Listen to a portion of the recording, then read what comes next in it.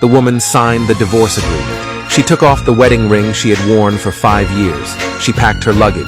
She left the place where she had lived for 5 years. Meanwhile, her husband was still at the hospital accompanying another woman. When he received the news, he was shocked.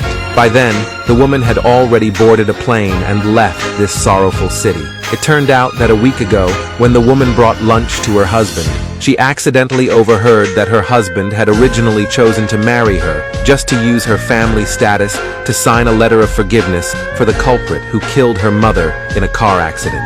He even sent the culprit abroad and transferred $1 million to them every month.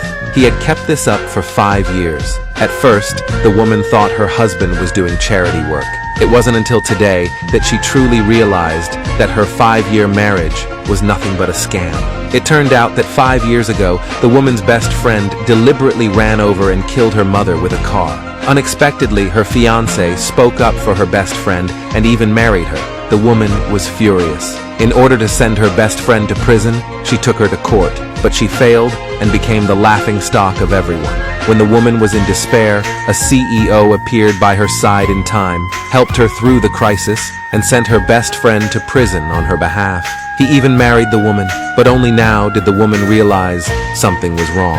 It turned out that her mother's car accident was never officially recorded as a case. The culprit was never in prison, but was instead living freely abroad. Thinking of this, the woman was filled with anger. She swore to make both her best friend and husband pay the price. So, she pretended as if nothing had happened and returned home. Her husband showed concern for her as usual, but in the face of his care, the woman found it extremely hypocritical. After her husband went to take a shower, the woman secretly opened his computer. To her surprise, she found that it was full of pictures of her best friend.